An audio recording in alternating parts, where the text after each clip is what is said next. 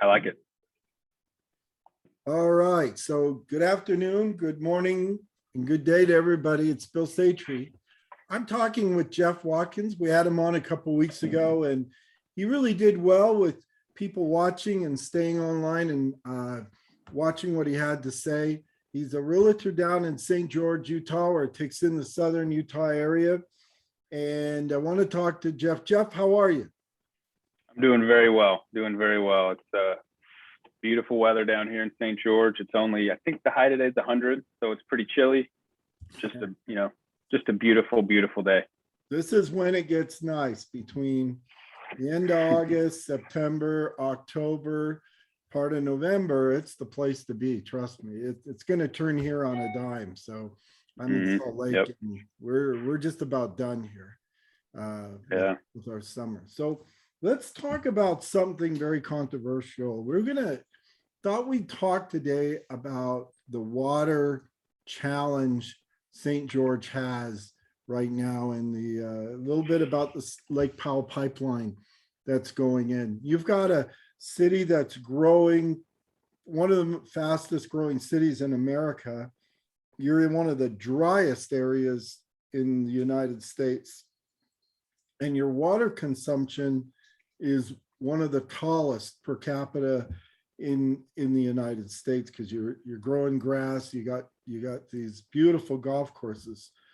What do you think about this pipeline, and what do you think about St. George running out of water? What's your thoughts? We're just gonna dive right into it, aren't we, Bill? Yeah, here we go. Let's rock. Let's I rock don't and know roll. any other way, right? Well, I think that the Lake Powell pipeline is there's a couple of different views on it. So I don't know if at this point, I don't know if it really matters what my opinion is. It matters what where St. George is going to go, and what the legislature has deemed, the Utah State Legislature has said and agreed that they want St. George to be an economic hub. That's one of the reasons why Tech Ridge is going in. That's one reason why I think a lot of big companies are moving to St. George. That's one reason why St. George is the fastest growing metropolitan.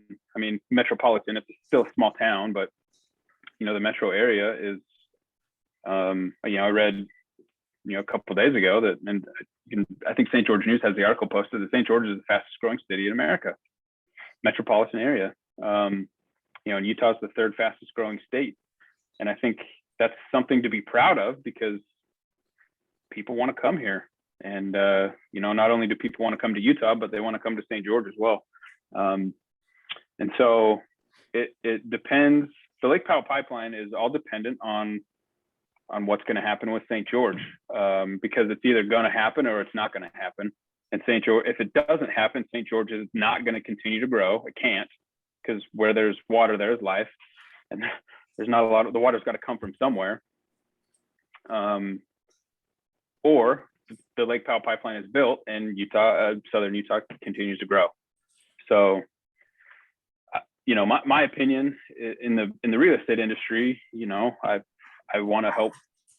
I want to be a part of people's financial decisions and buying homes and selling homes and things like that. So, I think it would be a great thing. And I think a lot of people, most people that I chat with that are either business oriented, own a business in St. George, they're excited about the growth and they're excited about the building. And a lot of people that I've talked to that may be retired or came here as a second home really aren't super excited about it. So that's kind of the overview of, not necessarily my opinion, but that's kind of the overview of what the Lake Powell pipeline means. It means more growth. And if it doesn't happen, then we're not going to grow, and we're going to have to stop. To dry up, as they say. Right. So Yep. You're getting your water. I just researched this. You're getting your water from the Virgin River. Did you know that? And it kind of fills into the sand hollow. A tribute, what do you call it? They have kind of a little man-made lake there.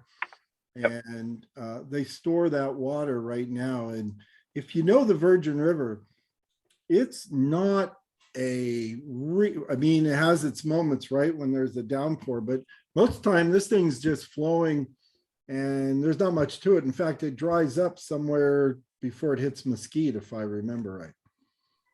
Not much to it. So it does go past Mesquite, and I know that because it goes through a few golf courses there in Mesquite.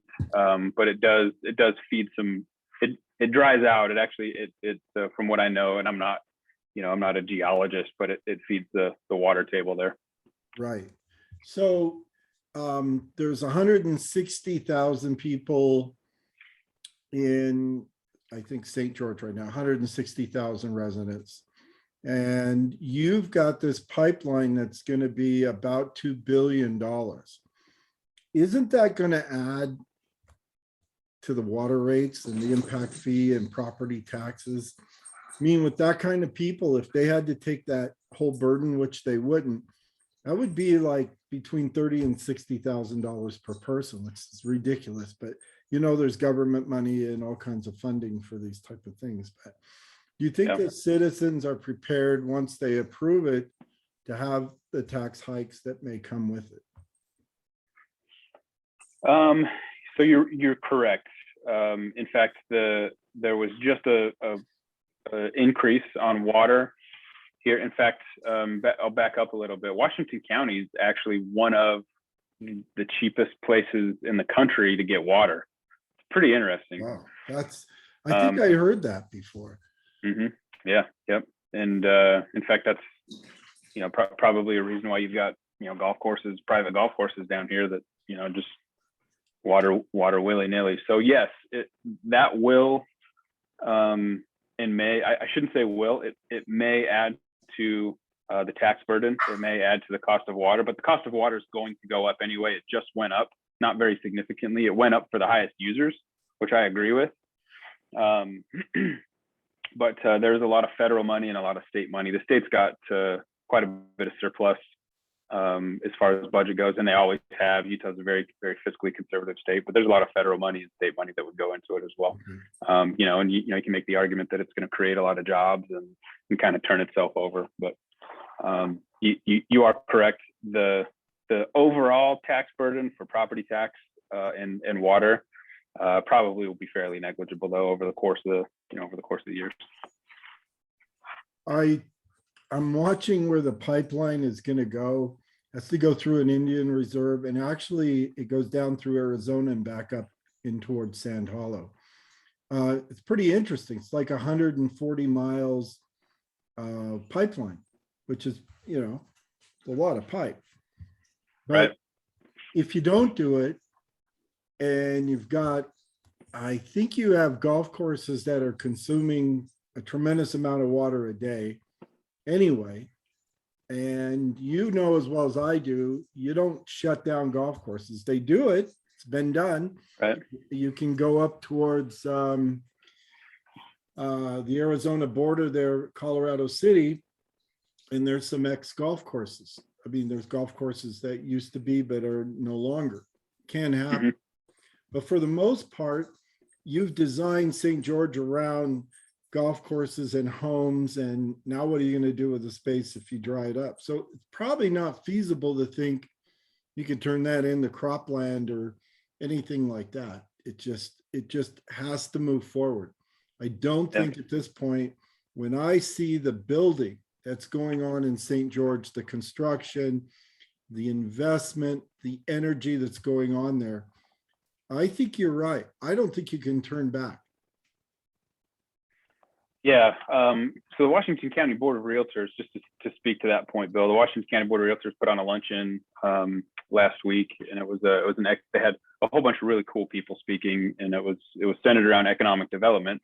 My key takeaway from that meeting was this: for development that has not started. So, or in other words, you're driving down Southern Parkway and you look out and you see desert, you would look at it and you would say, oh, that's beautiful. There's no homes there. But in actuality, in 5 years, it's probably going to be full of homes. So speaking of situations like that, areas that are already approved for building and have not started puts taking that into account puts St. George well over 200,000 people, even before 2030. So we're talking thousands and thousands of homes that are already approved to be built. And, here we are still talking about the Lake Powell pipeline. So bottom line is, Bill, is I agree with you, whether I'm right or I'm wrong. I agree with you. There's really not a whole lot of turning back. The water's got to come from somewhere. And so unless there's a dramatic shift in economics or, the demographics of the state legislature, it's probably going to happen. And, one of the talking points to that would be, well, there's already no water in Lake Powell. And again, I'm not a specialist in climate science or anything like that, but you can go right onto the Washington County Water District website and read some of the statistics, but go through some of the numbers and things like that. But it doesn't take a whole lot. It takes one really good year of snow and rain to fill Lake Powell up, and it doesn't have to come from Utah. I mean, a lot of those tributaries are coming from the Rockies up in Colorado and Montana and stuff like that. So one of those states has a really good snowpack, and in a year or two, the Lake Powell could be 30 or 40 feet higher. So that's what I think. We're in a cycle, and sooner or later, they say the oak trees are popping out acorns, and that's a sign that's going to be a wet winter. So in California, they're anticipating that from just watching the trees. This will blow you away. This will absolutely blow you away. The amount of water used in Utah for consumption inside a house only represents 3 to 4% of the total water usage in Utah, believe it or not. Right. Yep. It's 85% is farming and ranching. And another statistic that'll blow you away is Utah paves over about 10 acres a day of ranch land. It gets turned into, up here, it's turned into residential areas. We see in Orem, a lot used to be peach orchards, and now there are very few peach orchards because they're getting developed, right? Yep. My dogs start fighting about this time, so I have to throw them a treat. They pretend not to fight anymore, and then it buys me about 5 minutes. We'll see how that goes. Gotcha. You've got another group saying we're going to have an abundance of water because the farmland is slowly but surely going away. So even if you count the outdoor water needs, it's about 6 to 7% of Utah's total water use. So if you're bringing in water from the Colorado River and you're making a commitment to do that, we have to understand that water is being used not just for residents, but there's another 90% of water usage that could be around St. George. It has nothing to do with houses. That may be businesses, commercial, maybe some agriculture there as well. So we need the agriculture to stay. Obviously, I would want that in the farm and ranch lands, but it's changing, and our water use is changing. And I think when we build houses, and you get to see new houses built, we're setting those houses up for a minimum amount of water use. The taps and everything in those houses are designed to save water, not. If you've ever tried to use an outdoor tap on a new house, you'll know what I'm talking about. It isn't coming out a 1-inch line, it's trickling out. So really the design of less lawn, we're really trying to do a good job, I think, on conserving water. Would that be the case when you see these new houses being built? Yeah, for sure. So there's certain limitations in building, building restrictions that, for example, like in desert color, you can only have 25% of the property can be grass. And if it's more than that, then, the inspector will ding them. So things like that. And you're right that, instead of a 1-inch line, it's, for crying out loud, it's probably like a 1/4-inch line now on some of these taps, there's no, not a lot of stuff coming out of them anymore. But yes, there's in fact the two websites that I really like are water.utah.gov and then the WCBR website. I think it's just WCWCD.org, Washington County Water Conservancy District. There's a lot of good information on there that can really really enlighten you about. And I'm not, those are two, fairly quasi. One's a government website, and the other one's a quasi-government website, but they can kind of give you a little bit of enlightenment. And really, I've got the website up, water.utah.gov right now, and you look at Quail Creek and Sand Hollow, and they're both green. I mean, they both are fairly full. So Washington County's actually done a really good job in their strategy and their long-term plan to store water. Because Quail Creek and Sand Hollow are both in really good shape right now, even in the midst of a pretty hefty drought. So yeah, it's I'm surprised we're all doing as well as we are, because there's not a lot of water around. We've had the monsoons probably help out the groundwater, but people can also go to utahrivers.org.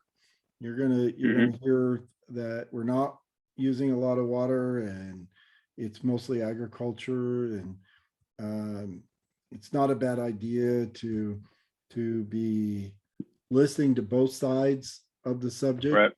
So I'm sitting in California, and I'm thinking of going to St. George, but this water thing is scaring me off. What's your advice? Take the long view. The weather's hard to predict. Without getting into climate science, you never know what can happen. We may be in a drought now, but in 3 years we may not be in a drought. Some people make the argument that you shouldn't be building in a desert, but the bottom line is St. George is a desirable place. It's the growth just isn't going to stop. I wouldn't put it in my list of top priorities, but I would make it a consideration in looking at what kind of home I'm going to have and where it's going to be. But bottom line is between Quail Creek and Sand Hollow, Gunlock, Kolob, some of the smaller reservoirs, Washington County has done a great job with water storage. There's going to be a reservoir up in Ivins, so that's going to even contribute more to potable water. So if that's something that's scaring you, do a little bit of research and go to some of these three websites, and I think it'll ease your mind a little bit. My viewers have that question all the time. What about water? What about electricity? Is it a safe place? I ask them this, and I'll ask you this. When's the last time you guys have had a forest fire where you've had to evacuate houses or people in houses?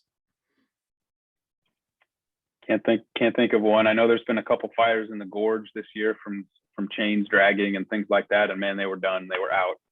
It's the tankers from Cedar come in and boom, they're done.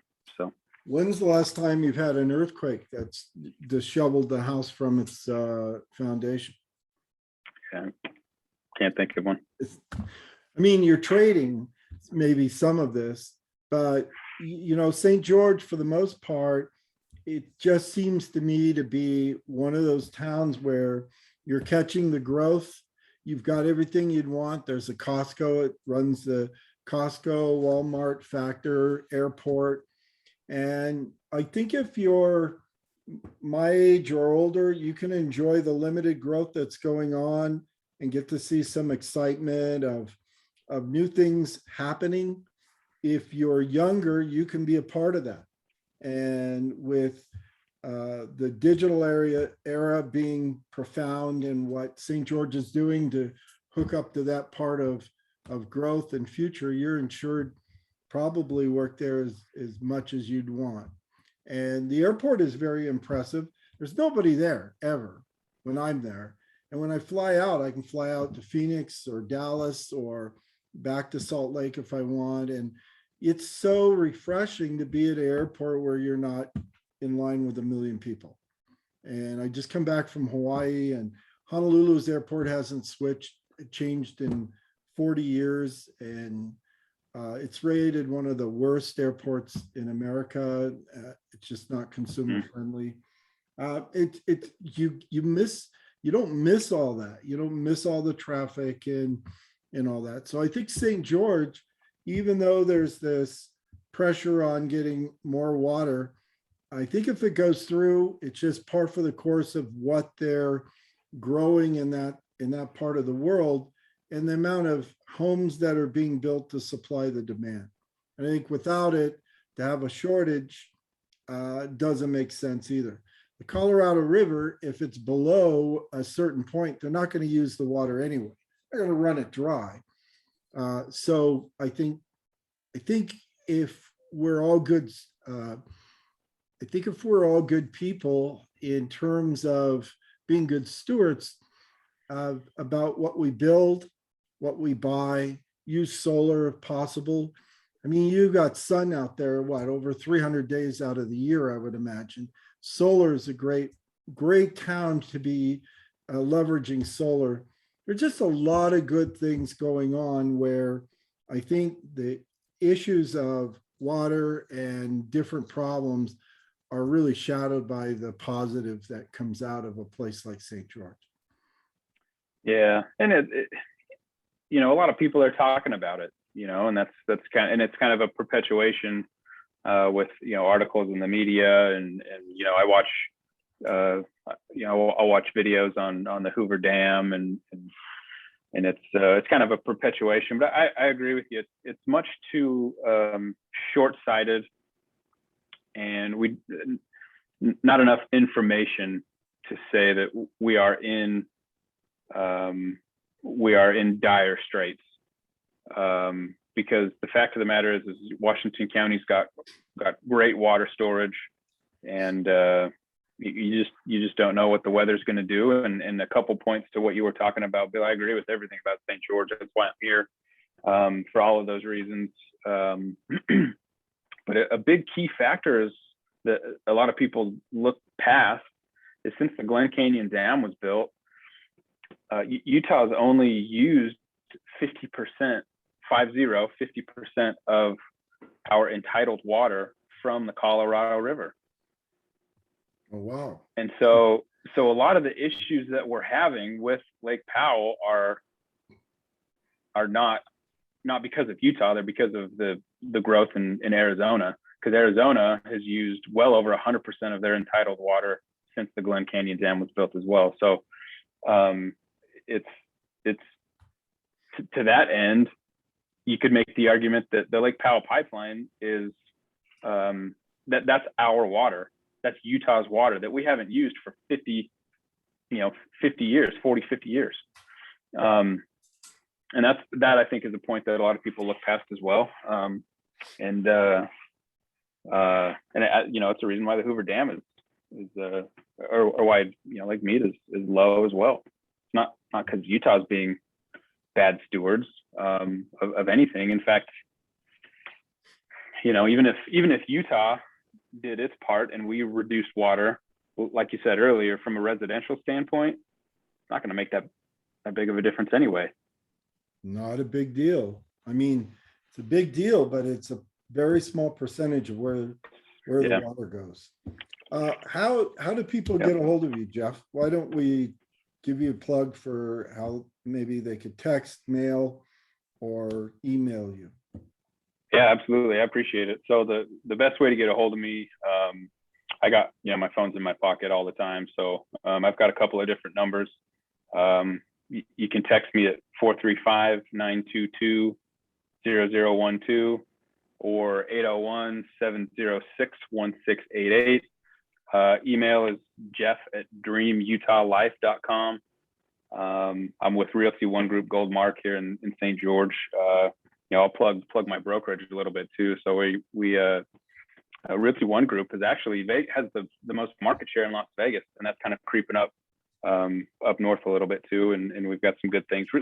Just some, we had a meeting today, and we met with some home inspector and home warranty and a couple of title guys, and they come in and they say, man, the culture here is just it's different, it's fun, it's cool. there's just a lot of resources with that. So yeah, call, text, email, call me at 2 a.m. and I'll probably wake up a little groggy, but man, I'll probably answer my phone. So you're going to find if you don't get I'm going to just tell people out there, and really, I don't make my money doing this, but it's passionate for me. So I will share. You're going to look at a sign, it's for sale, and you're going to drive by and you're going to call an agent, and that agent probably isn't going to return your call. And you're going to try to figure out why. And you're going to try to work from the outside in.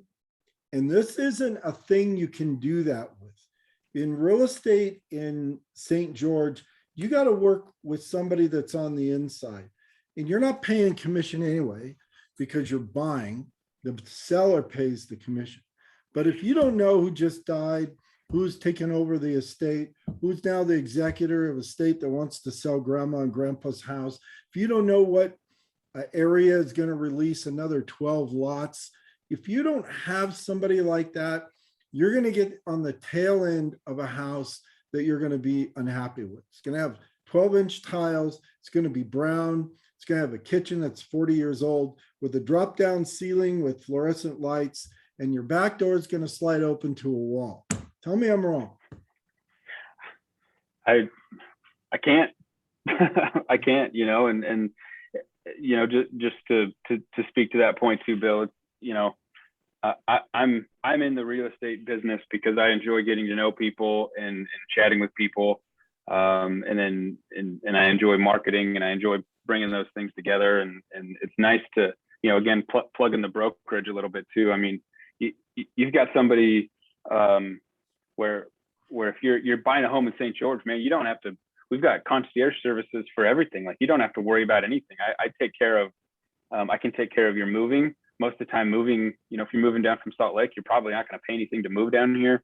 Getting your utilities set up, and what schools you're going to go to, and a home inspector, a handyman, all that stuff is right at your fingertips before you even move into the house. And it just makes life so much easier. It is. And having an agent, holy cow, I've been on both sides of transactions with and without a real estate agent. When I've been an agent, when I haven't been an agent, and man, you get the right person under your wing, and man, it makes your life a lot easier. It really does. And I'm not saying, and it could be me. There's other agents in St. George that are really good too, and I appreciate that, and I enjoy working with them as well. And it's a fun business to be in, and the growth is fun to be a part of, and it really is. But no, you're not wrong, Bill. You're not wrong. You're 100% correct.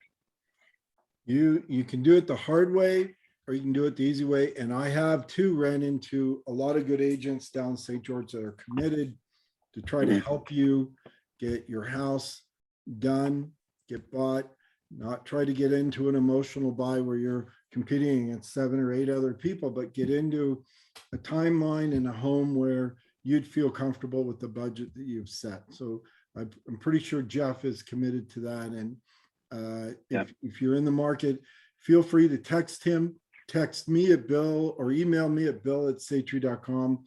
I respond to all my emails and texts because I think it's fun and exciting. I think it's a great time to be in this market and business, and I enjoy it. I enjoy talking to people like yourself. So thank you.